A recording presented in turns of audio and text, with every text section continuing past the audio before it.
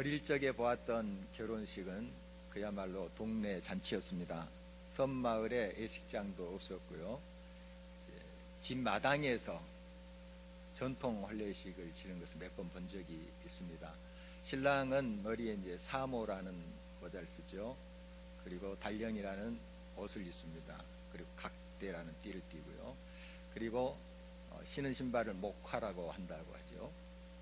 이런 모습은 벼슬아치들이 입었던 복장이었어요. 그런데 조선 후기에 결혼은 일륜지 대사다 해서 평민들에게도 허용을 했죠. 그래서 평생 한 번 결혼식 때 입었던 복장입니다. 이 차림을 사모관대라고 일컫는다고 합니다. 신부는 또 활옷이라는 것을 입게 되는데요. 이것도 역시 궁중에서만 입었던 복장입니다. 그래서 평생 한 번 입어보는 그런 평민들의 모습 우리가 또 잘 알고 있습니다. 그렇다 할 구경거리가 없었던 그 시절 참 전통 혼례식 볼만했어요. 그래서 초대받지도 않았는데 결혼식 하는 곳에 기웃거렸던 기억이 나고요. 이제 어떤 결혼식에 어머니가 그 잔치상 차림 도우미로 이렇게 가는 경우 있습니다. 그때 이제 그 주변에 어슬렁거리다가 받아 먹었던 전, 떡, 그 맛을 지금도 기억합니다. 이런 동네 잔치는 동네에 활력을 부어 주었습니다. 그 시간은 정말 서로가 얼마나 즐겁고 또 떡과 또 기쁨을 나누면서 정말 풍성한 시간이 되었죠. 또 같은 동네에 살다 보면은 갈등이 생길 수도 있고 말다툼을 할 수도 있고 또 마음이 상할 때도 있지 않겠습니까? 서로 지내다 보면 그런 게 있습니다. 그러면 잔치날에 그 풀어요. 같이 상차림하면서 같이 또 먹고 나누면서, 그래서 이런 동네 잔치는 공동체성을 더 공고히 세워주는 역할을 했던 것입니다. 근본 바자회는 그야말로 잔치였습니다. 특별히 우리 국악팀이 많은 수고를 했습니다. 참 풍악이 있어서 진짜 잔치집 같다 하시는 분들의 소리를 많이 들었어요. 정말 많은 수고를 하셨고요. 동네 또 어르신들이 그 앞에 주르르 앉아서 박수 치면서 장난을 이렇게 마치는 모습도 아름답고요. 또 우리 권사님들이 덩실덩실 춤을 추시더라고요. 또 우리 은퇴 장로님께서 또 나가서 또 춤을 추시는데 진짜 그 아름답다고 이렇게 표현할 수밖에 없어요. 그런 마음이 들더라고요. 또 젊은 여집사님이 또 거기에 가세해서 또 어깨춤을 추시고 이런 모습이 너무 귀하지 않습니까? 정말 잔치집이다 하는 생각을 했습니다. 또 청소년들이 100여 명 이상이 온 것 같아요. 그들이 있으니까 북적북적 하더라고요. 그래서 자기들이 만든 음식이며 뭐 떡볶이 또 이런 것들을 이제 팔면서 또 한쪽에서는 그 우리 드림트리라는 공연 기획사가 있습니다. 청소년들이나 또 노숙자들을 이렇게 도와주는 그런 팀이에요. 전문 이제 음악인들인데 이런 재능 기부를 해요. 그분들이 와서 다 그 음향들 세팅하고 해서 우리 청소년들이 또 자기의 장기도 이렇게 자랑할 수 있고 그런 분위기가 연출되었습니다. 참 풍성한 그런 바자회가 아니었나 그렇게 생각이 됩니다.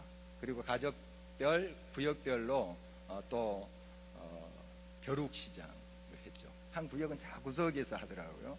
그래서 거기서 무슨 장사가 되겠나 하면서 물어봤더니 잘 된대요. 거기까지 찾아와서 잘 된대요. 그래서 막 행복해하고 우리 그룹홈에서도 이게 그 다육이라는 그 식물 있지 않습니까?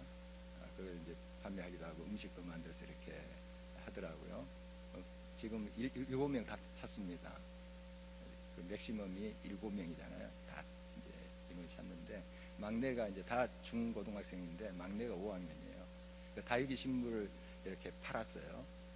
하면서 그 얼굴이 얼마나 기뻐하는 모습, 다 팔았어요 이러는데 그 기뻐하는 모습 저도 많이 기뻤습니다. 또 한쪽에 쭈루루 고만고만한 아이들이 앉아가지고 인형을 팔더라고요. 아빠가 좀 옆에서 뒀는데, 그래서 인형을 파는구나 이렇게 물었어요. 그랬더니 왜 안 사는 거죠? 그러는 거예요. 이제 막 판을 벌려놓고 하는 말이에요. 예, 사람들이 안 사는 거죠 그러더라고요. 그래서 조금만 기다려봐, 팔릴 거야. 조금 후에 제가 갔습니다. 5개 팔았어요 하면서 이제 기뻐하는 그들의 모습 보면서 참 귀하다, 정말 저렇게 즐거워함이 참 아름답다, 이런 생각을 했습니다. 물론 여러 가지 또 미비점도 있고요, 또 개선해야 될 점도 발견이 됐습니다. 그러나 우리가 이거 잘 또 보완만 한다면 이 지역 마을잔치가 되겠구나 하는 생각을 했어요. 그리고 우리 교인들뿐만 아니라 또 서울에서도 한 팀이 오고, 저쪽 진접 쪽에서도 또 한 팀이 오고, 그쪽에 이제 그룹홈들이 있거든요. 거기에서도 왔어요. 같이 협력했습니다. 그리고 내년에는 좀 이 마을 사람도 참여했으면 좋겠어요. 그래서 벼룩시장 하는 거예요. 교회를 중심으로 해서 그 팔아서 판 것으로 뭐 떡볶이도 사 먹고 오뎅도 사 먹고 하는 거예요. 그럼 수익이 남지 않겠습니까? 그리고 또 마음이 동하면 후원금도 내고, 이렇게 하는 잔치가 된다면 참 풍성한 동네 잔치가 되겠다 하는 생각을 해 보았습니다. 요한복음은 예수님의 첫 표적, 기적을 가나의 혼인잔치에서 했던 그 사건으로 기록하고 있습니다. 물론 예수님께서 공생의 기간 동안 여러 사역을 하시고 기적을 베푸셨어요. 근데 첫 표적을 가나의 혼인잔치에서 물로 포도주를 만든 것으로 소개를 합니다. 이 잔치자리를 처음 소개하고 있는 것이죠. 예수님의 사역을 보면 이 먹고 마시는 그런 이야기가 많이 나옵니다. 다양한 사람들과 만나서 식사를 하세요. 심지어 나병 환자들 가정에 가서도 식사를 하세요. 그래서 예수님을 비난하고 비아냥거렸던 사람도 있었습니다. 바리새인과 서기관들이 예수님 제자들이 이런 말을 해요. 세례 요한은 금식도 하면서 자기를 괴롭게 하는데 니네 선생은 자꾸 먹고 마시고 음식을 탐한 자 아니냐? 이 말씀을 들은 예수님께서 이렇게 대답하시죠. 신랑이 있을 동안 잔치한다. 근데 신랑이 이제 떠나면 그때 이제 슬퍼하면서 금식할 거다. 예수님께서 이제 돌아가시는 것을 미리 말씀하시면서 하신 이야기예요. 예수님은 가는 곳마다 이 식탁 공동체를 굉장히 중요하게 여겼습니다. 서로 나누고 먹고 하는 거, 그것을 참 중요하게 여겼어요. 말씀을 먹이고 가르치는 것도 중점 사역이었죠. 그러나 예수님은 식탁 공동체도 귀중하게 여겼다는 사실을 우리는 성경에서 쉽게 발견할 수가 있어요. 같이 떡을 뗀다는 거. 그리고 잡혀 가실 때 이제 그 십자가를 앞두고도 유월절 만찬을 줬어요. 원래 유월절이라는 것은 축제입니다. 이스라엘에 이제 3대 절기가 있는데 유월절, 맥추절, 초막절. 물론 다른 절기도 있습니다. 7대 절기도 있고 그런데 중요한 3대 절기가 그거예요. 맥추절은 이들의 추수감사절은 이 맥추절입니다. 보리, 밀을 거뒀던 그 시기니까 맥추절이죠. 이때 예배도 드리고 하지만은 축제입니다. 예루살렘에 원근각지에 있는 사람들 모여서 한바탕 노는 거예요. 풍악 울리고 노는 겁니다. 하나님께도 물론 감사 예배 드리지만 그들이 막 서로 얼싸안고 막 뛰면서 춤을 췄던 거예요. 그리고 같이 음식도 나누고 즐거운 날입니다. 이 유월절은 우리가 다 알다시피 이스라엘 백성들이 애굽의 압제 밑에서 해방된 것을 기억하는 것, 그리고 하나님께 감사드린 것 아니겠습니까? 하나님께 감사 예배를 드리고 서로 일주일 동안 축제를 했어요. 잔치했다는 거죠. 그래서 예수님의 최후의 만찬도 유월절 그 식사입니다. 식사예요. 우리가 이제 성만찬을 지키면서 좀 엄숙하게 예수님의 십자가와 고난을 의미하면서 그렇게 지키고 있죠. 전통적으로 교회가 이제 쭉 내려오면서 그런 형식이 됐는데 사실은 축제입니다. 즐거운 날이에요. 같이 떡을 떼면서 주님이 그 앞제 밑에서 우리를 구원하셨다.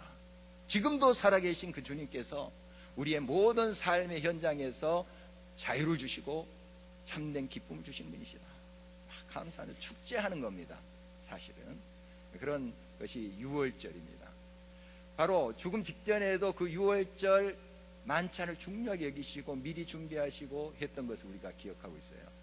이 식탁 공동체라는 게 그만큼 예수님께 중요했고 또 우리들에게 그렇게 예수님께서 도전하고 싶었던 내용이에요. 잔치집에 그 여러 음식들이 이제 배설되고 준비가 됐는데 여기에 예수님의 그 어머니 마리아의 역할이 좀 큰 것 같아요, 보니까. 그래서 이 마리아가 그 잔치집에 가장 좀 가까운 그런 친척이다, 이렇게 우리 학자들은 해석을 하고 있습니다. 그냥 동네 사람을 넘어서 가까운 친척이다. 그러니까 지금 가나의 혼인잔치인데 나사렛에서 살고 있는 마리아가 와서 굉장히 포도주도 걱정하고 하는 걸 보면은 이 잔치집하고 마리아가 굉장히 친밀한 관계다 하는 걸 볼 수 있고요. 또 예수님도 초청을 받았지만 그 동네 사람이 아닌 제자들도 같이 초청을 받았다고 했어요. 예수님의 제자들도 같이 온 거예요. 그걸 보면 이 마리아가 이 잔치집에 굉장한 역할을 하고 있다 하는 것을 볼 수가 있어요. 이 마리아는 예수님이 메시아라는 걸 알고 있습니다. 잉태했을 때부터 알고 있어요. 천사가 나타나서 내가 잉태하여 아들을 낳으리니 그 이름을 임마누엘이라 하라. 이 임마누엘은 메시아의 이름이에요. 하나님이 우리와 함께 계시다 하는 것인데 이미 그것을 마리아는 알고 있습니다. 그리고 예수님이 유년 시절을 거쳐서 지금 성년이 됐잖아요. 한시도 예수가 그리스도라 하는 것, 메시아라 하는 것을 잊은 적이 없어요. 예수님이 사역하는 현장에 그 어머니 마리아가 계속 따라다녀요. 성경 보시면. 그리고 십자가 밑에 무덤까지 그 어머니 마리아가 따라가는 것을 봐요. 물론 육신적으로는 어머니지만 구세주, 메시아라는 것을 이 마리아는 마음에 품고 살았던 사람이에요. 자, 그런데 그 잔치집에 중요한 포도주가 떨어진 거예요. 이 포도주가 없으면 흥이 깨지고 잔치가 또 이렇게 망할 수가 있습니다. 이런 난감한 처지가 된 거예요. 그래서 그 어머니 마리아가 예수님께 와가지고 포도주가 떨어졌다 이렇게 이야기를 합니다. 그건 그냥 좀 난처하고 해서 해본 소리가 아니에요. 왜냐하면 그 어머니 마리아는 예수가 메시아다 하는 걸 알고 있어요. 그래서 이 상황에 난감한 처지를 해결해 줄 것을 부탁한 거예요. 바로 이때 예수님께서 대답을 하십니다. 내 때가 아직 이르지 아니했다 하는 말씀 하시는데요. 여기서 여자여 하면서 어머니를 부른다는 거 지금 우리의 어감과 뉘앙스 가지고 이해해서는 안 됩니다. 그냥 이것은 여자 편하게 부른 것입니다. 엄마, 또 레이디 영어로 이렇게 부르는 것이 이거 하대하는 그런 호칭이 아니에요. 어떻든 이제 내 때가 이르지 아니했다 하는 것은 무엇인가 하면 지금 마리아는 예수님 메시아로 알고 있어요. 예수님은 적극적으로 자신이 메시아라는 걸 드러내지 않는 상태입니다. 지금 이제 제자들을 부르고 첫 기적을 베푸는 그런 현장 아닙니까? 그래서 사람들이 선생이라고 했어요. 랍비 이렇게 불렀지 그를 메시아 이렇게 고백하는 그런 단계는 아니에요. 예수님은 알죠. 자신이 메시아라는 거. 어머니 마리아도 알고 있어요. 그래서 여기서 내 때가 아니다 하는 것은 기적을 베풀지 못합니다, 그럴 때가 아닙니다 하는 것이 아닙니다. 왜냐하면 그 다음에 기적을 베풀었기 때문에. 그게 아니고 이 말씀은 뭐냐 하면 나를 적극적으로 메시아다고 드러낼 때가 아직 안 됐습니다 이런 뜻이에요. 나중에 드러나죠. 그렇지만 예수님도 알고 마리아도 알지만은 자기를 드러내놓고 메시아다 할 때가 아직 아닙니다 이런 말씀이에요. 이렇게 말씀하시고 거기에 있는 이제 하인들에게 이야기를 하죠. 그 입구에 항아리가 있었습니다. 큰 항아리가 있었는데 6개가 있었다고 합니다. 거기에 물을 가득 채워라 하는 거예요. 이것은 정결 예식을 위한 물인데요. 그 지역은 먼지가 많죠. 그리고 샌들 신거나 맨발로 다니는 그런 경우 많아요. 집으로 이제 안으로 들어올 때 손발은 최소한 이제 씻고 들어오는 거예요. 거기에 사용된 물입니다. 그런데 거기에 물을 가득 채워라 했어요. 하인들이 좀 이상하다. 지금 왜 이렇게 다 채우라는 거, 아직 물도 있는 것 같은데. 좀 그런 생각을 하지 않았겠습니까? 그러나 그거 어렵지 않아요. 물 채우는 거 하인들이 할 수 있습니다. 그냥 순종하면 돼. 또 하인들이야 위에 시키는 대로 하면 되는 거죠. 그래서 이거 쉬운 일입니다. 어렵지 않아요. 그런데 그 다음이 문제예요. 이걸 떠다가 연회장에 갖다 주라 하는 거예요. 자, 한번 상상해 보십시오. 하인들이 물을 떠가지고 갔어요. 그건 맹물이에요. 어떤 현상이 일어날까요?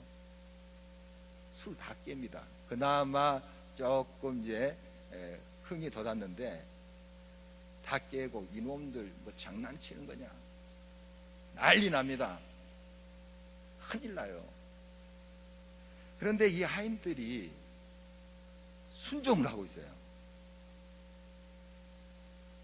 정말 그 물을 떠다 진짜 갖다 주는 거예요.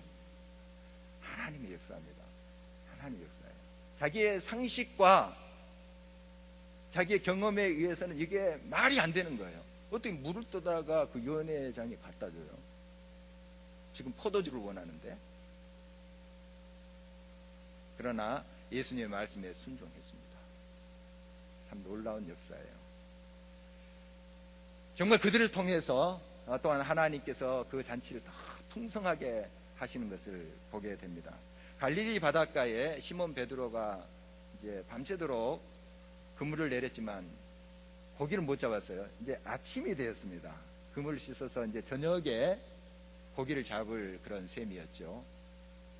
왜 이제 저녁에 고기를 잡냐 하면 이 물고기도 잠을 잔대요. 낮에는 그냥 막 뛰노는 거예요. 마당에서 들로 산으로 어린이들 뛰놀다가 저녁에 집으로 오잖아요. 그래서 물고기들이 모여서 쉬는 곳이 있나 봐요. 노련한 이 어부들은 어느 곳에 물고기들이 쉬고 있다 하는 걸 아는 거죠. 그래서 이제 밤에 잡는 거예요. 좀 행동이 둔하고 또 할 때 그 고기를 잡는데 그날따라 이렇게 수확이 없었습니다. 뭐 이런 날도 있겠지, 허탕치는 날도 있지 하고 이제 그물을 씻고 있었을 거예요. 이때 예수님께서 아침에 그들에게 다가오셨습니다. 그리고 베드로에게 이야기합니다. 그물을 깊은 곳으로 가서 들이우라. 상식적으로 지금 아직 이 고기들이 저 깊은 곳으로 가서 지금 뛰놀고 있을 때가 아니에요. 아직까지 좀 몽롱한 상태입니다. 아침이니까 이제 부시시 일어나고 있을 상태예요. 깊은 곳으로 가서 그물을 들이우라는 거예요. 내가 이 바닥에서 뼈가 굴굴 걷는데 웬 젊은 사람이 와서 깊은 곳에 가서 그 그물을 들이우라. 상식과 자기 경험에 안 맞다고 생각할 수도 있어요. 그러나 이 예수님의 말씀에 이렇게 대답합니다.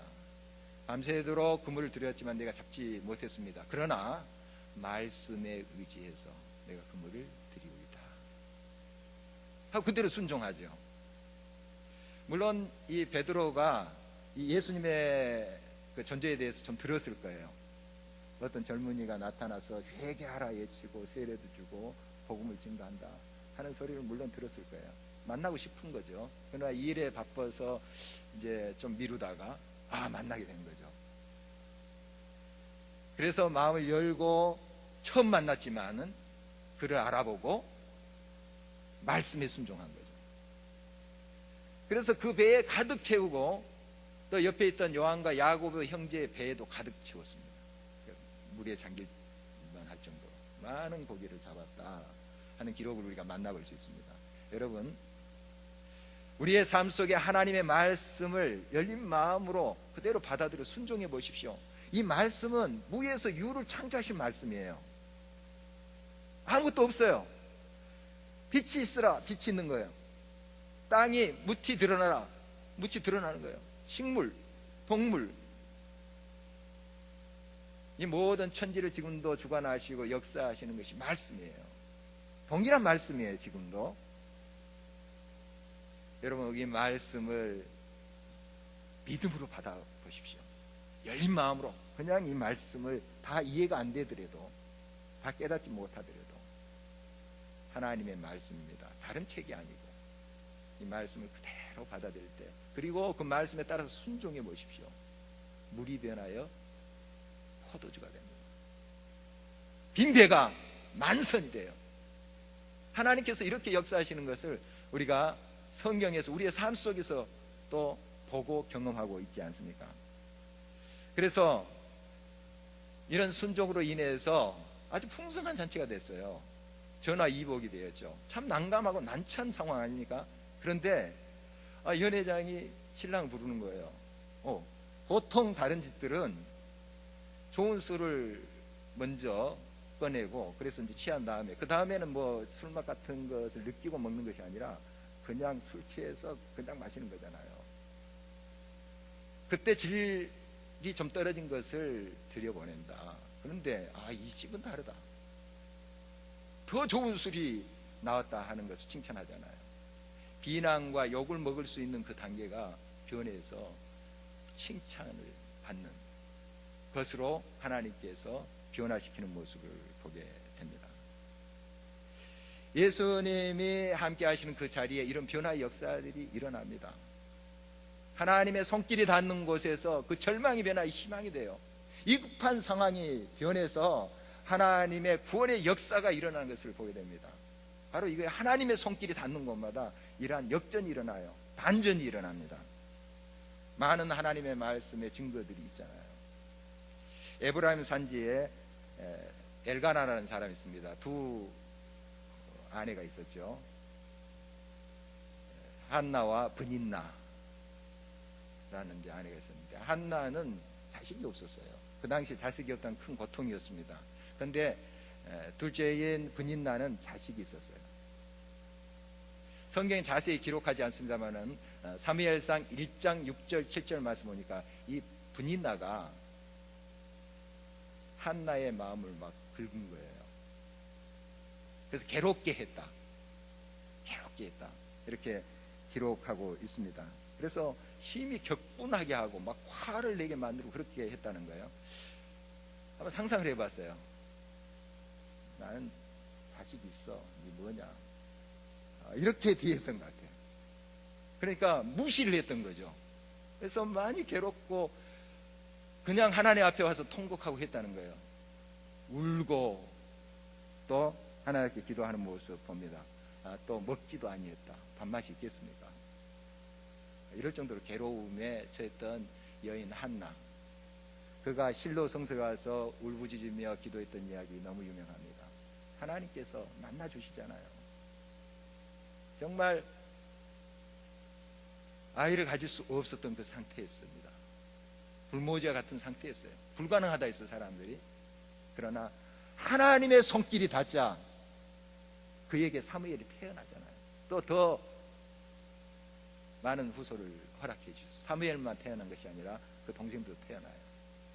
하나님께서 태를 열어주시니까 역사하시잖아요. 이게 그냥 전설적인 이야기입니까? 또 그 하나님의 옛날 한나의 하나님만 되십니까? 지금도 살아계신 하나님이세요. 지금도 똑같이 역사하세요. 우리가 이 믿음으로 하나님 앞에 나가고 열린 마음으로 나갈 때 하나님 분명히 여러분의 삶을 변화시키십니다. 치료하십니다. 새롭게 하십니다. 일으켜 세워주십니다. 이 믿음으로 나갈 때 하나님께서 친히 부족하지만 우리를 통해서 역사하시는 것입니다. 지난 주일 추수감사 찬양제를 오후에 이곳에 드렸는데요. 많이들 준비하시고 어떻게 그렇게 정말 기발한 아이디어로 또 준비를 하셨는지요? 참 시간이 은혜였고 감동이고 또 하나님이 얼마나 기뻐하실까 하는 생각 들었습니다. 이제 그런 달란트가 있으신 분들 또 증명된 사람들이 하는 것도 참 감동이 되고 은혜스러웠지만 저분 전혀 저럴 사람이 아닌데 여기서 춤을 추고 있어요. 그 찬양이 끝난 다음에 목사님 제가 인생 처음으로 망가져 봤습니다 그러더라고요. 그리고 막 가발 쓰고 뭐 선글라스 쓰고 막 춤추는 거예요. 그리고 한 분은 그냥 북을 얼마나 신나게 때리는지요. 처음 봤어요. 제가 신앙생활 여기서 10년 정도 같이 하신 분인데 처음 봤어요. 하나님이 터치하시면 변합니다. 상상치도 못할 일들이 생겨요. 우리 구역장 모임 이제 세 팀으로 모여서 하는데 요즘 이제 우리 젊은 구역장들이 입에서 나온 소리예요. 이 시간이 기다려진다. 물론 우리 권사님 또 장로님들도 구역장 하시는데 그분들의 고백은 뭐 한결 같습니다. 정말 이 시간이 너무 좋다는 거예요. 점점 좋아진다는 거예요. 구역 모임이 이 구역장 모임처럼 됐으면 좋겠다 하는 이야기를 자주 듣습니다. 여러분 구역장님들 대단한 신앙의 훈련 또 영적 깊이가 여러분보다 더 많은 건 아니에요. 비슷합니다. 비슷해요. 구역이 그렇게 될 수 있어요. 이런 소명을 가지고 하나님의 믿음으로 우리가 모이기를 힘쓰고 응답할 때 하나님이 터치하십니다.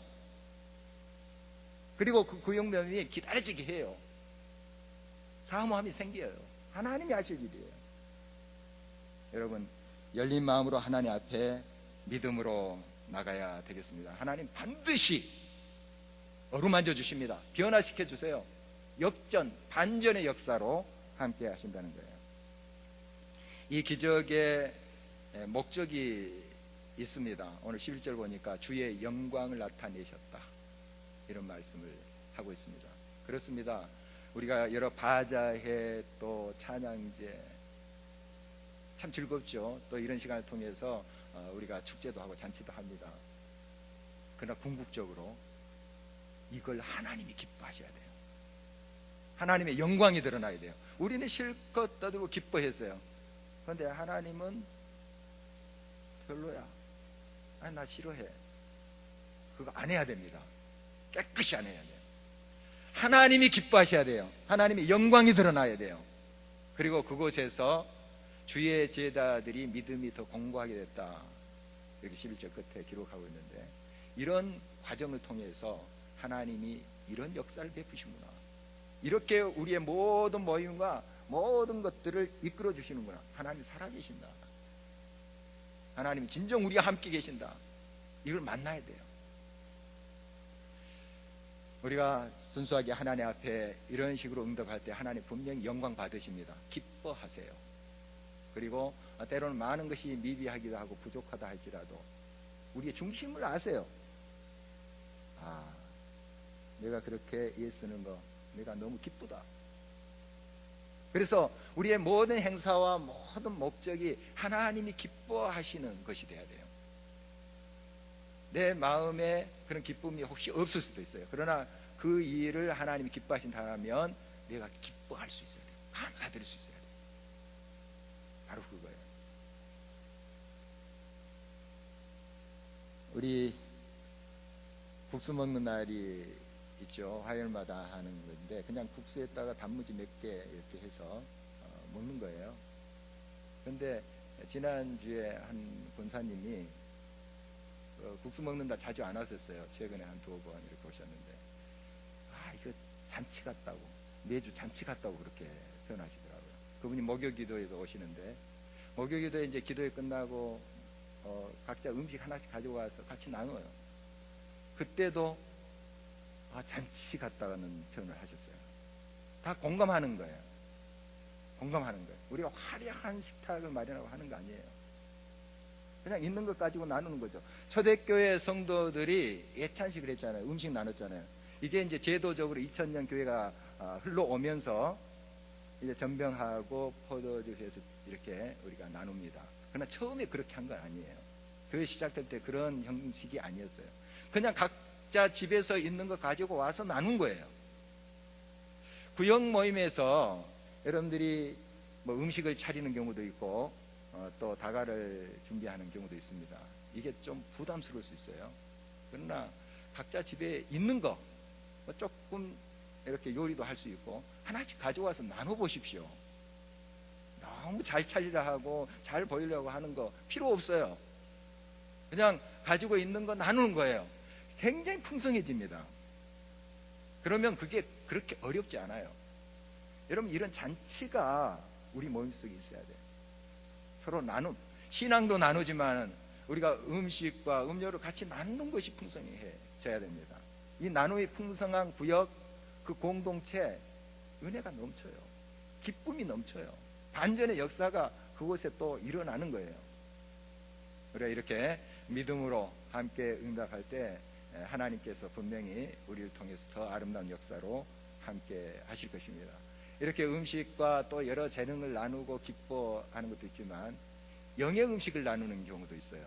그게 바로 이번에 성령 충만 부흥회입니다. 부흥회를 성령 충만 이렇게 붙인 것은 그 3일 동안에 성령 충만에 대해서 강조를 하기 때문이에요. 초대교회 성도들 각 공동체에 임했던 3가지 사건을 중심으로 강사 목사님이 말씀을 준비하셨어요. 그래서 우리가 사모하는 마음으로 이 잔치에 나와야 됩니다. 여러분, 준비하면 또 사모하는 마음이 있으면 그만큼 우리가 그 하나님의 은혜를 받게 돼요. 닐리의 기도에도 한번 참석해 보십시오. 사정이 여의치 아니하시면 여러분 이 집회를 기억하면서 기도하십시오. 준비하면서 사모하면서 나올 때 하나님께서 역사하실 줄 믿습니다. 영적인 이런 잔치에 풍성하게 하나님의 손길로 하실 줄 믿어요. 물이 변하여 포도주가 된 것만 우리가 기적이다 할 수 없죠. 사람이 변해요. 사람이, 심령이 변해요. 인격이 변해요. 하나님이 하실 일이에요. 우리가 이 영의 잔치에 사모하는 마음으로 응답할 때 하나님이 분명히 역사하실 것입니다. 하나님의 살아계신 손길로서 무에서 유를 창조하시는 창조의 손길로 함께 하실 거예요. 우리 함께하는 영의 잔치 되시기를 간절히 바랍니다. 우리 함께 찬양하시도록 하겠습니다.